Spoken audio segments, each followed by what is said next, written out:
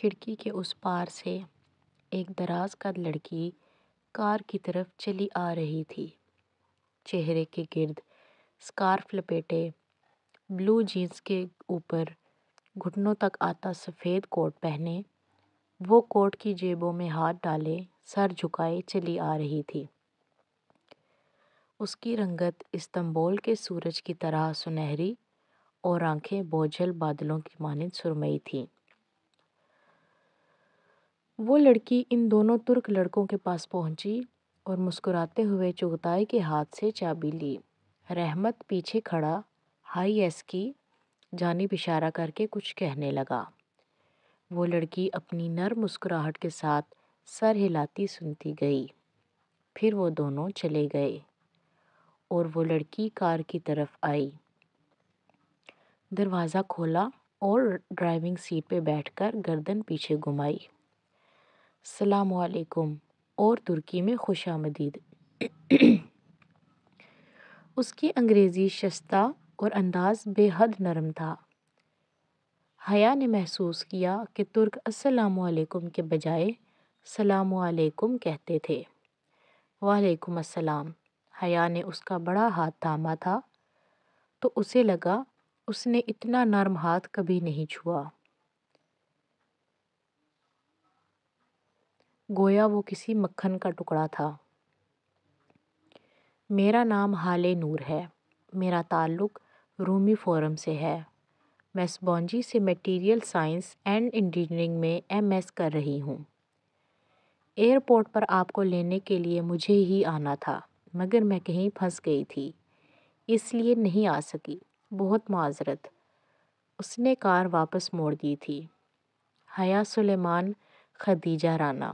ان کے تعارف کو ہالے نور نے اپنی مخصوص مسکراہٹ کے ساتھ سنا اور سر اثبات میں ہلایا۔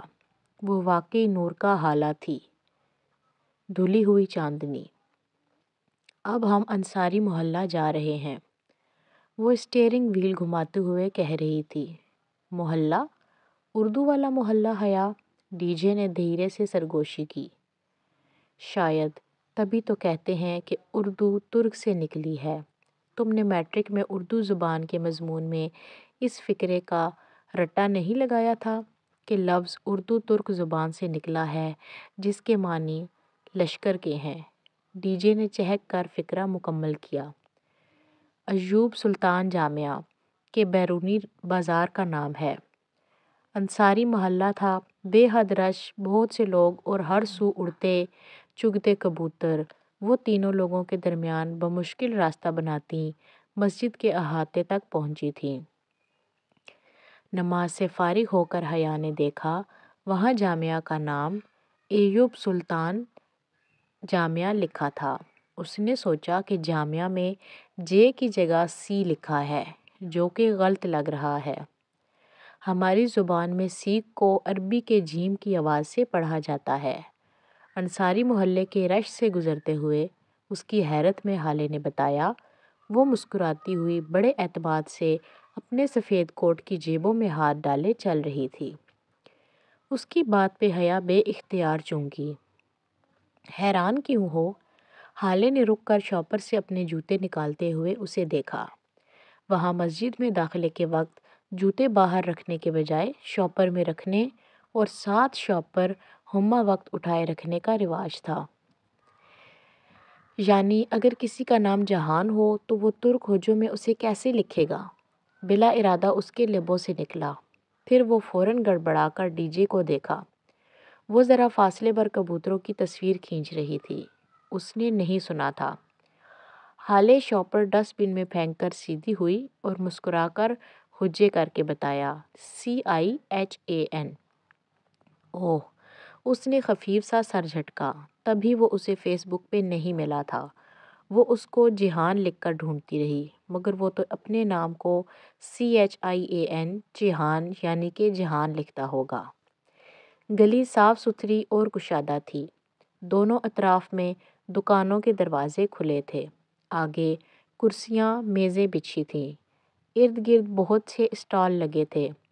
سڑک کے کناروں پہ کھلے عام کتے ٹہل رہے تھے مگر وہ بھونکتے نہیں تھے۔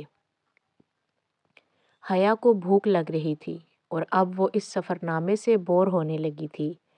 بمشکل وہ تینوں اس رش بھرے محلے سے نکلیں۔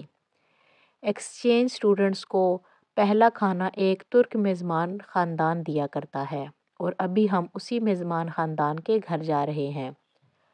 جب وہ کار میں بوسفورس کے پل سے گزر رہی تھیں تو ہالے نے بتایا، کھانے کا سن کر اس پہ چھائی بیزاریت ذرا کم ہوئی۔ میزبان خاندان استنبول کے ایک پوش علاقے میں واقع تھا۔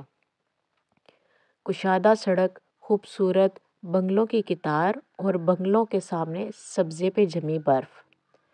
ان کے اسکالرشپ کو آرڈینیٹر نے چند باتیں انہیں ذہن نشین کروا دی تھیں کہ ترکی میں جوتے گھر سے باہر اتارنے ہیں، گھاس پہ نہیں چلنا اور ملاقات کے وقت ترک خاندان کے ہاتھ بڑھ کر چومنے ہیں۔ اس کی ضرورت نہیں تھی، اس تکلف کو رہنے دو۔ ان دونوں نے گھر کے داخلی دروازے کے باہر پیچھے میٹ پہ جوتے اتارے تو اندر سے آتی وہ مشفق اور خاتون پیار بھری خفگی سے بولی تھیں، پہلے دن کوئی اصول نہیں ہوتے، السلام علیکم اور ترکی میں خوش آمدید۔ آپ کے اصولوں کی پاسداری میں ہمارے لیے فخر ہے۔ حیا نے مسکراتے ہوئے ان کا ہاتھ تھاما اور سر جھکا کر ان کے ہاتھ کی پشت کو لبوں سے لگایا۔ معمر خاتون مسز عبداللہ کا چہرہ خوشی سے دمک اٹھا، اندر آ جاؤ۔ وہ راستہ دینے کے لیے ایک طرف ہٹی۔ ان کی سرخ بالوں والی بیٹی آگے بڑھی اور کارپٹ شوز حیا اور ڈی جے کے قدموں میں رکھے۔ وہ ریشمی کپڑے سے بنے کوٹ شوز کی شکل کے جوتے تھے۔ دونوں نے جھک کر وہ جوتے پہنے اور اندر داخل ہوئیں۔ اس ترک گھر کا فرش لکڑی کا بنا تھا۔ لونگ روم کے فرش پہ بہت خوبصورت قالین بچھے تھے۔ وہ باتھ روم ہاتھ دھونے آئیں تو دیکھا وہاں الگ سے ٹوٹی وغیرہ نہیں تھی، بلکہ ایک طرف قطار میں نل لگے تھے۔ البتہ باتھ روم کے فرش پر بھی رگز، پائیدان اور کاؤچ بچھے تھے۔ حیرت انگیز۔ وہ واپس آئی تو ڈائننگ ہال میں کھانا لگایا جا رہا تھا۔ ڈی جے جھک کر پیار سے مسز عبداللہ کی 6 سالہ نواسی سے وہ کچھ کہہ رہی تھی۔ وہ 3 خواتین پر مشتمل چھوٹا سا کنبہ تھا اور چونکہ وہ دونوں لڑکیاں تھیں سو حالے نے ایسے ترک خاندان کا چناؤ کیا تھا جس میں کوئی مرد نہ ہو۔ اسی پل مسز عبداللہ سوپ کا بڑا سا پیالہ اٹھائے لے آئیں۔ حالے ان کی مستدی سے مدد کروا رہی تھی۔ تم کیا کہہ رہی تھی، تمہارا یہاں کوئی رشتہ دار بھی ہے؟ انہوں نے سوپ کا ڈونگا میز پہ رکھا۔ حیا نے ایک نظر اس ملغوبے کو دیکھا۔ جی میری پھپھو ہیں ادھر۔ وہ سوپ کو کن نگاہوں سے دیکھتے ہوئے بولی۔ کدھر رہتی ہیں؟ ادھر۔ اس نے پرس سے وہ مڑا توڑا کاغذ نکال کر حالے کو تھمایا۔ حالے نے ایک نظر اس کاغذ کو دیکھا اور پھر اسبات میں سر ہلا دیا۔ کل میں ملوا دوں گی تمہیں ان سے، کھانا شروع کرو۔ اس نے کاغذ واپس حیا کی جانب بڑھا دیا۔ ڈی جے، ہم واقعی ترکی میں بھوکوں مریں گی، اس ملغوبے کی شکل تو دیکھو، مجھے تو پھر سے متلی ہو رہی ہے۔ حیا جبراً مسکراتے ہوئے ہولے سے اردو میں بولی۔ سوری۔ مسز عبداللہ نے ناسمجھی سے اسے دیکھا۔ یہ کہہ رہی ہے کہ ان خواتین کا خلوص اسے شرمندہ کر رہا ہے۔ ڈی جے نے جلدی سے ترجمانی کرتے ہوئے میز کے نیچے سے اس کا پیر زور سے کچلا۔ اوہ شکریہ۔ مسز عبداللہ مسکرا کر کھانا پیش کرنے لگیں۔ سوپ دراصل سرخ مسور کی دال کا شوربہ تھا اور اردو جیسی ترک میں اسے چوربا کہتے تھے۔ وہ ذائقے میں شکل سے بڑھ کر بدمزہ تھا۔ چند لمحوں بعد ہی دونوں پاکستانی ایکسچینج اسٹوڈنٹس کی برداشت جواب دینے لگی۔ حیا مجھے الٹی آنے والی ہے اور میں مرنے کے قریب ہوں۔ وہ بدقت مسکراہٹ چہروں پہ سجائے چمچہ بھر رہی تھیں۔ ترک خواتین بہت مرغوبیت سے سوپ پی رہی تھیں۔ چوربا ختم ہوا تو کھانا آ گیا۔ وہ اس سے بھی بڑھ کر بدمزہ۔ ایک چاولوں کا پلاؤ تھا، پاکستان میں پلاؤ کو پے کے اوپر پیش کے ساتھ بولا جاتا ہے، مگر یہاں اسے پے کے تلے زیر کے ساتھ بولا جاتا تھا۔ پلاؤ شکل میں ابلے چاولوں سے مختلف نہ تھا، ساتھ چنے کا سالن اور مرغی کی گریوی تھی جو کہ منچورین کی طرح دکھتی تھی۔ وہ 1.5 دن کی بھوکی تھیں اور اوپر سے یہ بد مزہ کھانے مزید حالت خراب کر رہے تھے۔ وہی ترک خواتین ہی کھا رہی تھیں۔ پلاؤ کا پیالہ بھی ختم ہو چکا تھا اور ہم پاکستانی میزبانوں کے برعکس وہ اسے دوبارہ بھرنے کے لیے دوڑی نہیں تھی۔ وجہ ان کی خلوص کی کمی نہ تھی، بلکہ شاید ان کا طریقہ تھا کہ پیالہ ایک ہی دفعہ بھر کر رکھا جاتا تھا۔ خدیجہ، تمہاری دوست مجھے کچھ پریشان سی لگ رہی ہے، خیریت؟ مسز عبداللہ نے پوچھ ہی لیا۔ ڈی جے نے گڑبڑا کر اسے دیکھا، سب کھانے سے ہاتھ روک کر اسے دیکھنے لگے تھے۔ حیا نے میز تلے آہستہ سے اپنا پاؤں ڈی جے کے پاؤں پہ رکھا۔ فیملی فرنٹ کی ہما، کوئی معقول وجہ بتاؤ ان کو۔ نہیں، وہ دراصل حیا بہت ڈرپوک ہے، اسے اسٹریٹ کرائم سے بہت ڈر لگتا ہے اور یہ پہلی دفعہ اکیلی یورپ آئی ہے، تو یہ پوچھ رہی ہے کہ کہیں استنبول میں ہمارا آرگنائزڈ کرمنلز سے واسطہ تو نہیں پڑے گا۔ حیا خفت سے سر جھکائے لب کاٹتی رہی۔ وہ خالی ہاتھ ان کے گھر آئی تھی اور انہوں نے میز بھر دی تھی، پھر بھی اس کے نخرے ختم ہونے میں نہیں آ رہے تھے۔ اسے بے حد پچھتاوا ہوا۔ وہ بات سنبھالنے پہ ڈی جے کی بے حد ممنون تھی۔ قطعاً نہیں، استنبول بہت محفوظ شہر ہے، سرخ بالوں والی لڑکی رسان سے بولی۔ یہاں کی پولیس ایسے لوگوں کو کھلے عام نہیں پھرنے دیتی۔ بالکل، استنبول میں قانون کی بہت پاسداری کی جاتی ہے، حالے نے تائید کی۔ مسز عبداللہ خاموشی سے سنتی رہیں۔ ان کے چہرے پہ کچھ ایسا تھا کہ حیا انہیں دیکھے گئی۔ جب حالے نور استنبول کی شان میں ایک لمبا سا قصیدہ پڑھ کر فارغ ہوئی تو مسز عبداللہ نے گہری سانس لی۔ خدا کرے تمہارا واسطہ کبھی عبد الرحمن پاشا سے نہ پڑے۔ حیا نے دھیرے سے کانٹا واپس پلیٹ میں رکھا۔ ایک دم پورے ہال میں اتنا سناٹا چھا گیا تھا کہ کانٹے کی کانچ سے ٹکرانے کی آواز سب نے سنی۔ کون پاشا؟ ڈی جے نے الجھ کر مسز عبداللہ کو دیکھا۔ وہ ممبئی کا ایک سمگلر ہے، یورپ سے ایشیا اسلحہ سمگل کرتا ہے۔ استنبول میں اگر چڑیا کا بچہ بھی لاپتہ ہو جائے تو اس میں پاشا کا ہاتھ ہوتا ہے۔ بوسفورس کے سمندر میں ایک جزیرہ ہے، بیوک ادا، اس جزیرے پہ اس مافیا کا راج ہے۔ اور میری موم کو خواب بہت آتے ہیں۔ ان کی بیٹی نے خفگی سے ان کو دیکھا۔ یہ لڑکیاں سمجھتی ہیں میری عقل میرا ساتھ چھوڑنے لگی ہے۔ بالکل ٹھیک سمجھتی ہیں، اور ایکسچینج اسٹوڈنٹس کان کھول کر سن لو۔ حالے نے قدرے تل ملا کر مداخلت کی۔ استنبول میں ایسا کوئی کرائم سین نہیں ہے، یہ سب گھریلو عورتوں کے افسانے ہیں، یہاں کوئی بھارتی اسمگلر نہیں ہے۔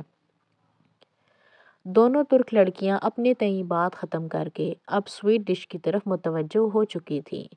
خدیجہ بھی ان کی باتوں پہ مطمئن ہو کر شکر پارے کھانے لگی تھی، مگر حیا کے حلق میں وہ بہت میٹھے سے شکر پارے کہیں اٹک سے گئے تھے۔ ابو ظہبی انٹرنیشنل ایئرپورٹ پہ اس نے اس حبشی کے منہ سے پاشا کا نام سنا تھا۔